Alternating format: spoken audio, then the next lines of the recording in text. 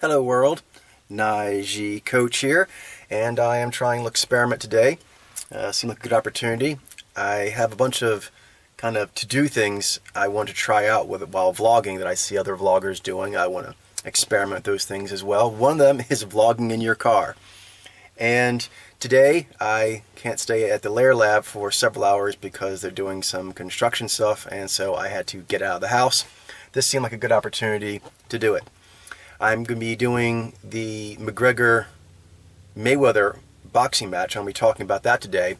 I had planned on going over the Zine emails today, but I need a bit more time. Plus, I think I need to do a vlog on the Z-Knife email updates and the Zine email. And since there's been more put out already about some changes and discoveries in the Z-Knife emails, I'll probably do that first. So next week I'll do Z-Knife females, and then the week after that, Zine males. The reason I wanted to go over the Conor McGregor and Floyd Mayweather boxing match is because there's quite a few interesting things involved with it that are a lot bigger than just a sporting match. And it is those larger elements that I find personally fascinating. For those who've been following me for a while know that I do have an interest in the mixed martial arts sport, not practicing or doing anything myself, but I enjoy the sport itself because of the psychological profiles it provides on the two individuals. There's more done with that than virtually any other kind of sport. And so there is a lot of summoning of personal confidence and also of trying to find weaknesses in the other person's argument and to break down their confidence and to make, and I really like this, predictions. So a theme of contestation and prediction that goes with it. I find that fascinating. Now, in this case, it's a huge deal. I won't go over the elements that probably those who are following this are familiar with, except for as it comes up. You know, Floyd is considered the best boxer. He is 49-0. He's going against Conor McGregor, who's a mixed martial art sensation, but has never done a professional boxing match. So it's a bit of a unusual spectacle. Now, the things I find fascinating, there's a lot to it, but I'll say threefold. The first is obviously between the two individuals.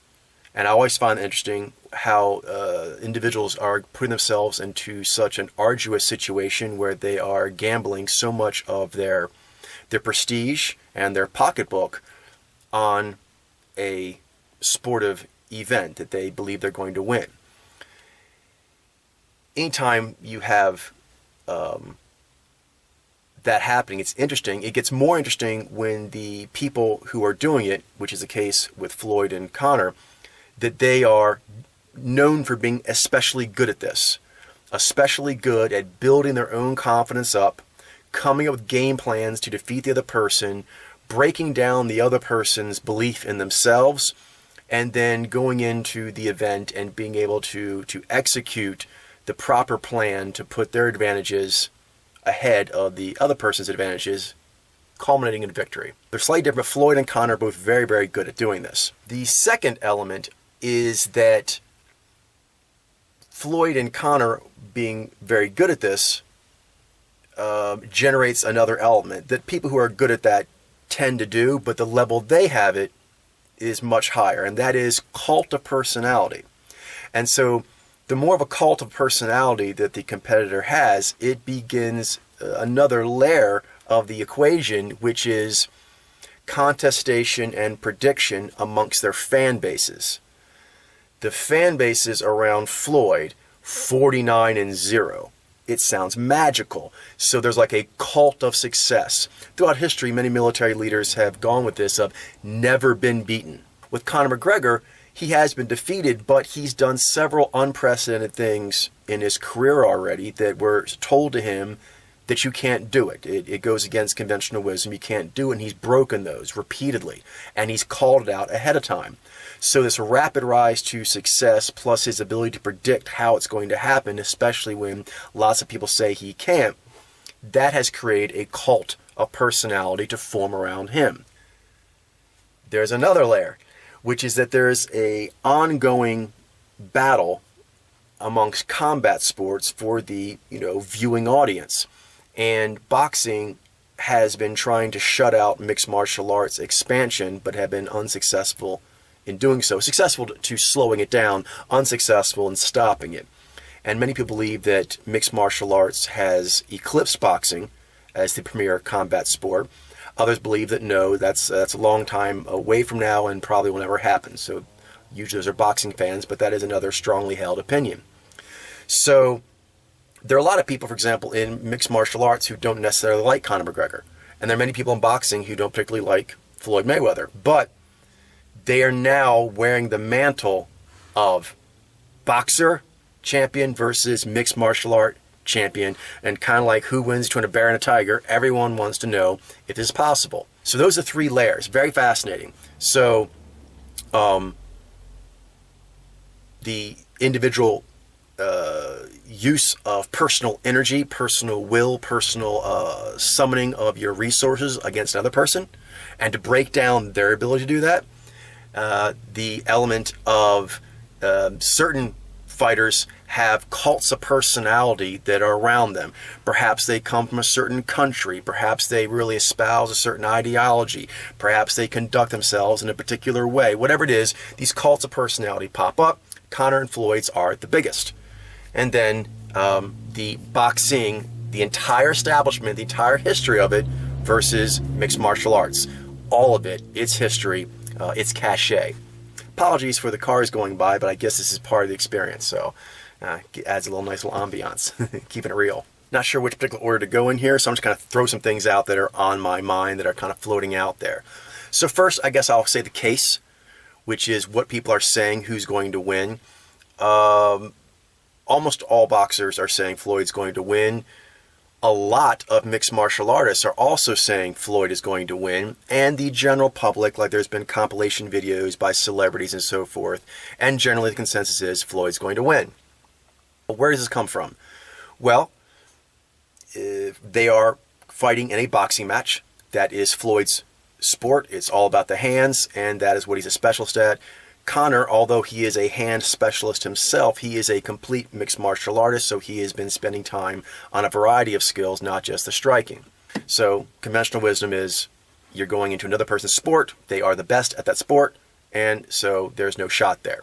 And then also they're like, how are you imagining that Floyd's going to lose? Floyd has fought 49-0, and he has never lost, so it's difficult to bet against someone who's never lost before. If that track record says that they know how to win and they know how to pick fights that they believe they're going to win. On the other side of the equation is Conor. He is younger. He is bigger, slightly, but at their weight and at their skill levels, those small size differences, they do make a difference. And he has done a very good job of predicting himself winning things that people didn't think he was going to win. So those are kind of like the 2 main views on these things. Now, some things I've noticed, just random stuff. I'll just give my prediction first. So here are the ranges of predictions. Most of the boxers think that Floyd's going to win. Most people think Floyd's going to win and that he is going to outbox Conor, make him look silly. It'll be easy. Now the extremists say, I like talking like extremists versus the moderates because there is an ideology, and I find it fascinating, like a small microcosm of how ideologies go against each other, because in this case it's not say a complete ideology, but it is an ideology about physical superiority in an unarmed confrontation. And so boxing has held that for a long time, to where it was common, say a couple decades ago, when the UFC first started, like 20, 25 years ago. Prior to that, when you said that you were the heavyweight boxing champion, in movies and books and things of that nature, that was often synonymous with toughest person in the world. Heavyweight boxer is the champion of fighting. Okay, so this is an ideology of that. Obviously, mixed martial arts has another ideology. And there are, differences. People in boxing think that the mixed martial arts is too bloody, They think that rolling around the ground is unseemly. There's homophobia that goes along with that. And so there's quite a lot of culturalness that goes into it. It reminds me not unlike religions, where there's some actual stuff going on, but then on top of that, there's some cultural things that are mainly cultural that are expressed as being divine. They're not, or universal truths. They're just cultural influences. And then there's just some weird shit that's there, and no one really knows why it's there, but it's attached to that ideology. It's always been with it. It is known. Okay, so I find that fascinating. In general, I find it fascinating, hence why I like to watch the sport in general. I get some pleasure out of the physicality that is on display. Ooh, dog barking. I get some pleasure out of the physicality that the athletes are showing, but I'm more fascinated by the build up to the fight.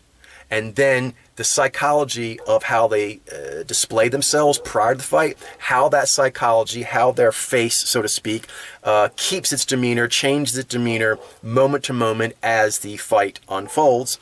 And then the aftermath I find very fascinating as well, as different people try to make excuses for why things went a certain way, or they try to overly embellish what happened. Sometimes they win because it was a bit of a mistake or a fluke, and they're like, "Oh no, that was all me," and so on. And it's a great microcosm of people experiencing quasi-death. In all sports, you should get that. This team thinks it's going to win. They lose a match, and it's unexpected, blah, blah. But it's much more heightened when it's just one person against one person. And then they create, very commonly, a narrative. And this narrative gives them strength. I am Russian. I am American. I am Brazilian. I should win. It's in our blood. I trained this style or that style. That style is better. It is known, and since I trained that style, I should win. I've trained longer. I train longer, I should win. That is the divine law of nature. I have expelled more blood, sweat, and tears for this, pursuit, so I should win. There's all kinds. I won't list them all here, but there's all kinds of things people do to make them feel that they are the chosen one, and their narrative will be the narrative that reigns supreme. As you can see, this lines up very much with different ideologies and how they interpret events, military events, economic events, pop culture, popularity events, and they translate that to whether or not their ideology, their narrative is in fact authentic and superior. Other predictions are that Conor is going to come in, he's going to do something fancy and crazy and totally knock Floyd out. Although much fewer people believe that to be the case. I'd say the most common speculation is that Floyd is going to easily defeat Conor McGregor by points, using his amazing defensive abilities and just ride it out and keep taking smart shots where he doesn't get hit back and get more points. But he has not knocked anyone out legitimately in many years, and Conor McGregor is a bigger person who has shown to have quite a strong chin, so him not getting knocked out is unlikely. Before I get into my prediction, I need to put my prediction in a larger context, which I believe to be the truer context. Okay, so what is this? Because on trial here is the legacy of Floyd and Conor, but also the legacy of boxing and MMA. So I'll start with what I believe to already have occurred, because I believe this fight has already been happening. So let's go big and then come into the moment. So starting with boxing. Boxing tried to keep mixed martial arts out in general. They were, along with the people who thought that it should be made illegal back in the day, they put pressure on politicians. They put pressure on different venues to where, for a period of time, UFC couldn't find hardly any place to hold matches. But then they eventually did, and it spread in popularity, and it opened up one city and another city and another city until finally there was really only two main things. One was Las Vegas, known as a fight capital, the new fight capital, and now they're huge there. And then the holdout was the old capital, which is New York City, Madison Square Garden. That's OG. That's OG legacy for the fight game. And boxing did everything they could to keep mixed martial arts out of there. So they lost that. They couldn't make it illegal. They couldn't keep it out of the different venues. They couldn't keep it from spreading internationally. They couldn't keep it out of Madison Square Garden, and they couldn't keep it off of TV. There was a period of time where mixed martial arts could only show up on pay-per-view. And now it's part of Fox Sports. It's a major thing. It has major cable, news backing. It's legit now. It's a legit thing. And so that was the attempt to stop MMA, was to delegitimize it, which is very common to different ideologies when they compete with each other and a new one comes on the scene, is to delegitimize it. So you see this when they talk to the boxers about their predictions. One thing I noticed about it is it reminded me a little bit of fundamentalists, in that you could tell if you watch them, they're annoyed that they're having to answer this question of what do they think of this fight, because they didn't want the fight to happen. That's important to note. Boxing didn't actually want this fight to happen. Boxers don't want this fight to happen. Fans wanted it to happen, and there's so much money that's how it got to be made. But if boxing had its way, it wouldn't be doing this, because there's virtually no way for them to win at this. If Conor gets destroyed, which I don't think is going to happen, but even if it did, it still is already a blight on them, in that no one's really been that excited about boxing for a while. And this amount of excitement for a mixed martial artist coming over is huge, and already people are talking about other mixed martial artists, moonlighting in boxing a little bit. And this diminishes boxing, because that means that mixed martial artists are willing to go to boxing. Boxers in general are not willing to go MMA. It's easier, in my opinion, to actually learn the fundamentals of three radically different things that need to go together in a synthesis, and then take one of those elements out and really focus on it. Very challenging. That's what McGregor has to do. But it's easier than you were taught one thing and got crazy good at it your entire life. But there's actually at least two other major elements of fighting that you just didn't account for. And now you conceptually have to account for three varieties of attack. There's more, but three main varieties of attack when you're used to only one. No matter how good you are at that, you are now dealing with these other elements, and they're like, your brain really isn't even used to even accounting for that danger. So a mixed martial artist is aware that there's danger from the strikes, there's dangers from the ground and pound, there's dangers from the submission. Now I'm just focusing on one of those danger areas. So McGregor now is like, I need to focus on the dangers of being hit. So granted, Floyd has more he can do in boxing than people McGregor's faced before, but it's not a completely different universe. It's like an expansion pack. He's like the advanced version of that universe, as compared to you have never really been in that universe.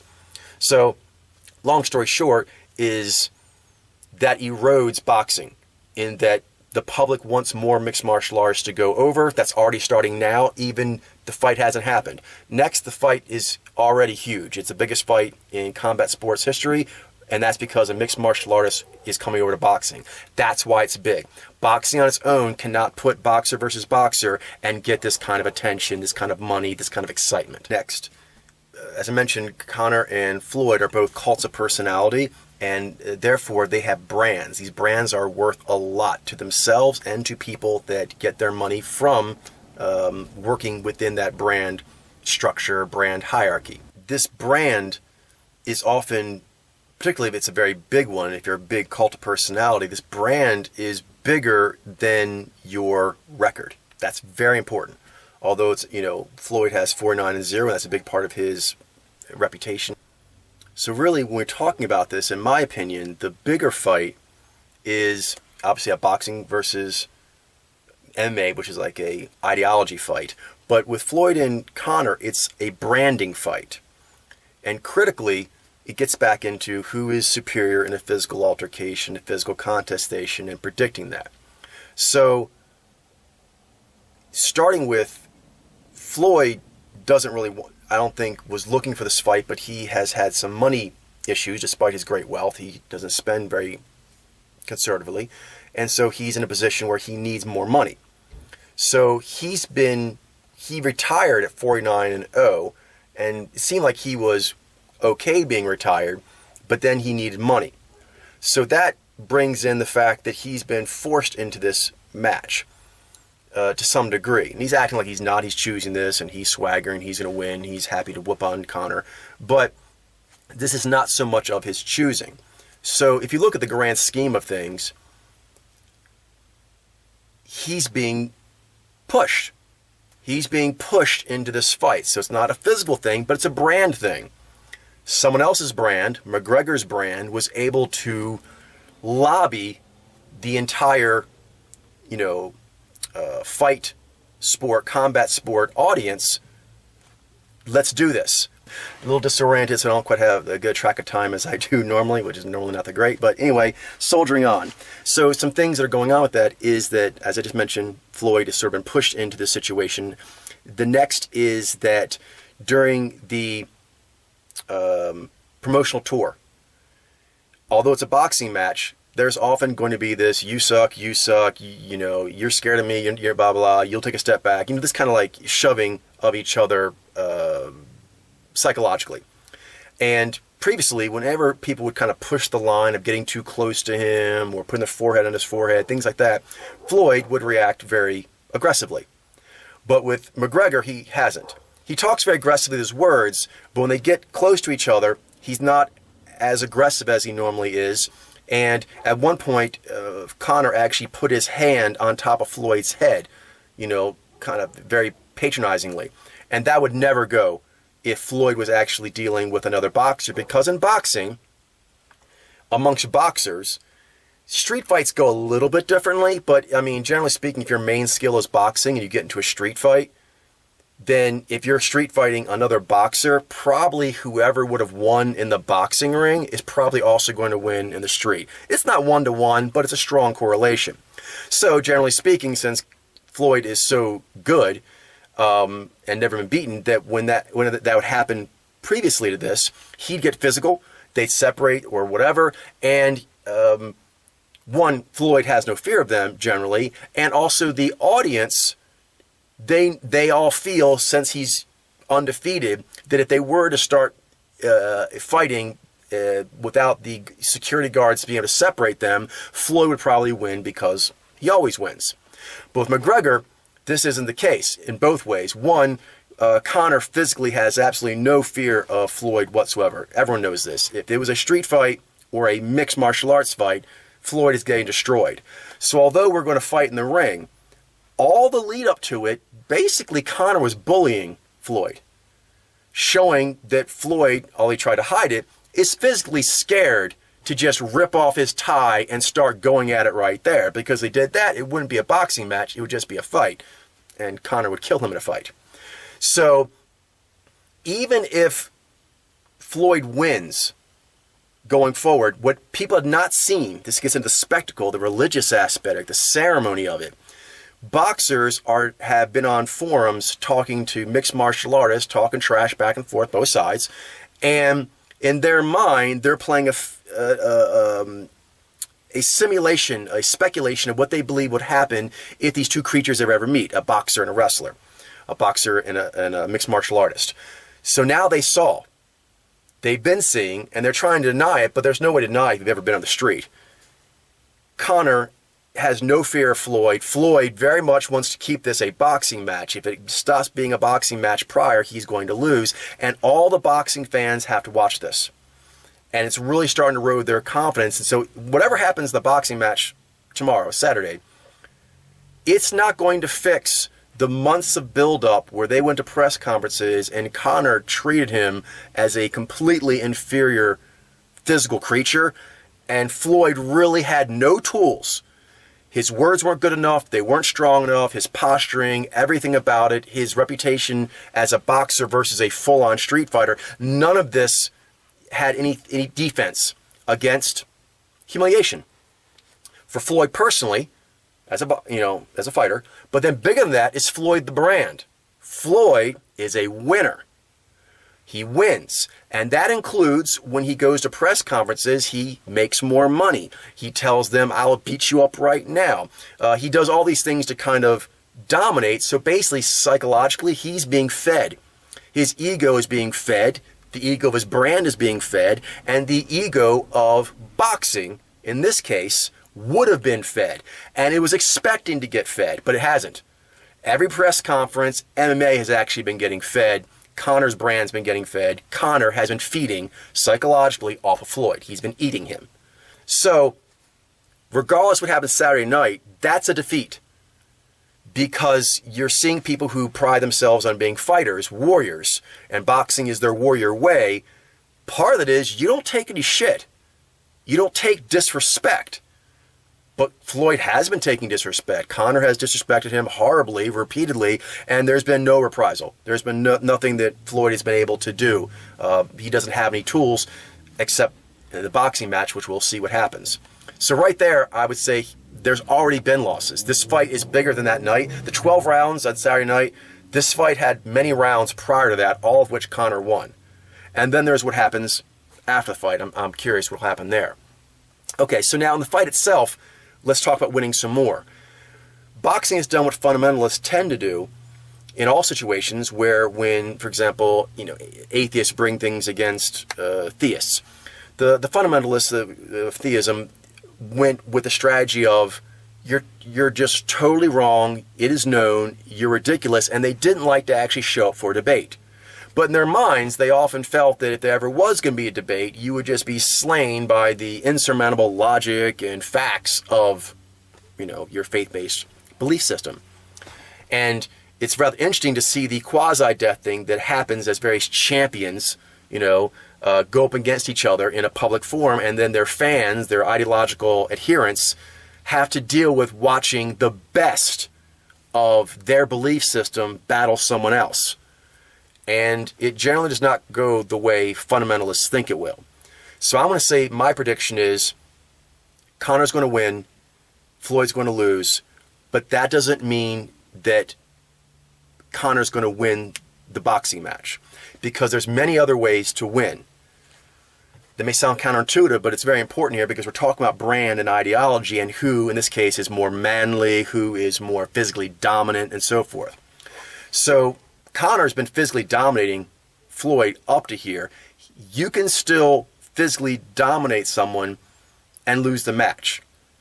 And just say MMA. In MMA within itself, you can have two fighters, one beats the other fighter, but the fighter who lost, the fans will love that person more, respect them more, and want to watch them fight again, meaning there'll be more chance of them, more chances to make money. So it's not just important enough that you win. If you win by running away, if you win by not engaging, just trying to get points and get the judges to give it to you, but you don't go out there and dominate physically the way people expect a physically dominant person to act. They're kind of looking for a bit of a nature channel special with humans to see who is more in control.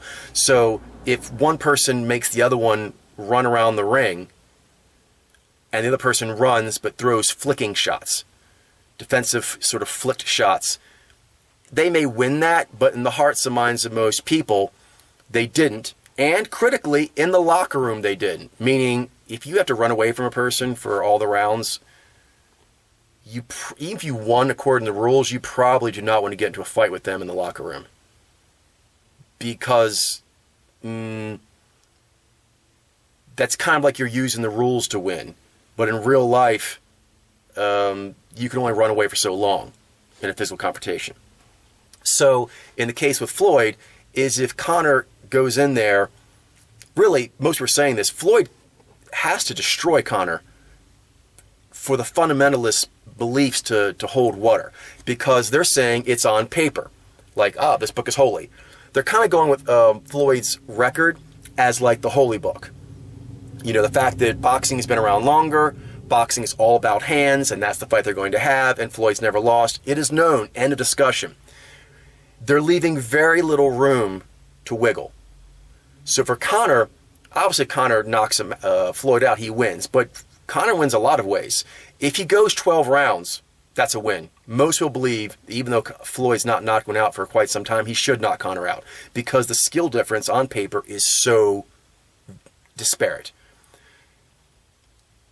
Which I don't think he's going to do. I don't think he's going to knock Conor out. And I think he almost has to knock Conor out in order for it to back up the claims, right? The faith-based claims of the boxing adherents that he has no chance at all. So if Conor goes 12 rounds, really that's a victory. If Conor shoves Floyd around for 12 rounds, even though Floyd gets in more clean shots and therefore the boxing judges give him the match, most people who are into this kind of thing, they're not looking to run away from someone who's physically bullying them for 12 rounds and then get a point victory. It doesn't really feel like you won. That person is the more dominant individual. If Conor lands anything significant, he wins. So there's quite a range at which Conor can win without actually winning the match. Floyd has to win the match, and he has to win it in dynamic, devastating fashion in order for the claims of boxing to be borne out. Actually, a lot of the mixed martial artists are saying Conor is going to lose because he's not a professional boxer, but he's a tough guy, so more than likely he will survive the 12 rounds. That's kind of the range. But even if he does that, that's a win. But I think he'll probably do more than that. As mentioned, there's sort of cultural elements that are in here as well. Obviously, Conor is white, Floyd is black. There's been quite a lot made of that in their interactions. And a lot of people, when I see their arguments being made, it seems like sometimes they're making them from a racial point of view, white or black being their point of reference. But they're kind of viewing statistics and other kinds of evidence, video and so forth, through this prism. So there's the prism of boxer versus MMA. There's also prism of black versus white. So I find that very fascinating as well, because a lot of race relation things are coming up as a point of this. Another thing that's interesting is how strange bedfellows are made. Like I said, a lot of people who are in boxing don't like Floyd, don't like Floyd's boxing style. Lots of boxers don't like Floyd's boxing style. It's too defensive. But against MMA, the heathens, they'll take it. Vice versa, MMA, a lot of people don't like McGregor. But against a boxer, like, okay, I'm pro MMA. Another one is jealousy. There are a lot of people who are jealous of Floyd's record, 49-0, and jealous of his money. And so they want him to lose for that. But also the same for Conor. Conor's rise has been so meteoric that makes a lot of people jealous. So sometimes some of the mixed martial artists seem like they may be siding with the boxing side because they can't stand that McGregor has become so much bigger than them as a brand. They'd like to see his brand brought a bit more down to a manageable size. And then there are people in boxing whose grudges against Floyd's behavior and legacy and so forth are so much, they're kind of like, they want the mixed martial art. They're conflicted. They want Floyd to get beat, but they don't want boxing to get beat, so not quite sure how to vote. So on the comment boards, I'm seeing a lot of existential conflict people are having. That reminds you very much of, more classic ideological battles. One way or another, a powerful spell is going to be broken. I always find that very interesting after you see, one of those classic debates, Hitchens versus some, religious person or whatever, and seeing the best arguments that people thought sounded really good to them, but they're put out there in a public forum, a fair debate, and they basically get crushed. So the quasi-death thing is going to, the struggle is real. Yeah, the quasi-death thing, the ego-death thing is going to be real. So that kind of brings in, I'm curious what people's excuses are going to be on one side or the other, because both sides have built up their person to be a bit inhuman. Now on that, I think that Conor has shown himself to be a bit more inhuman than Floyd, which is why I'm betting it's probably going to go his way more, because Floyd 49-0 is very, very impressive. No one else has done that, but it comes from a very defensive style, so it is logical how it happened. He trained since birth pretty much to avoid punches, not boxing in general, but particularly avoiding punches. So it's understandable. It's extreme. He's lived a very unusual Kensei lifestyle like that, but it's understandable. Several things that Conor's done don't defy certain things, like the fact that he mind jobbed Jose Aldo. Jose Aldo was undefeated in 10 years, and then he mind jobbed him and knocked him out in 13 seconds. That's a bit more unusual. He's actually mind jobbed several people that you didn't think you could mind job. He also moved up and fought at 170, which is a lot higher than his natural weight, to fight Nate Diaz and beat him. So he's shown himself to do things that no one thought could be done, more so than Floyd. So I'm kind of counting on that, because a lot of people are going with the undefeated boxing record. Seems like a no-brainer, he should win. But I'm going more with the intangibles, and I think the intangibles favor Conor. I think also the pressure, the fact that Floyd has such a high bar for him to be able to be successful. Kind of like fundamentalists from, both faith-based models. I'm not saying boxing is faith-based in general. That's interesting.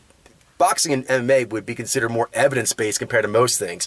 But comparing them to each other, which is as an analog for a real fight, boxing has more faith to it because it's less analogous to a fight than mixed martial arts. So if you're trying to predict what's going to happen to a fight from a boxing mindset, that would be evidence-based compared to a normal person.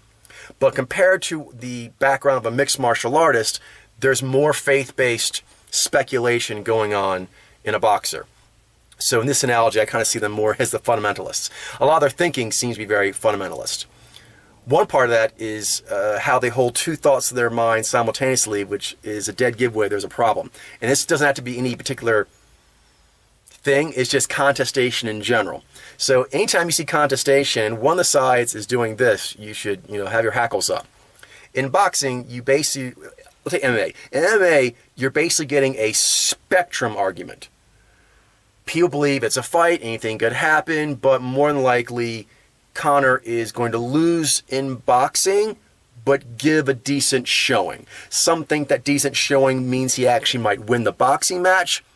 Other people believe he'll get schooled at boxing, but still show his toughness and still give Floyd problems. That's a broad range, granted, but it's a range. It's a range, a continuous range.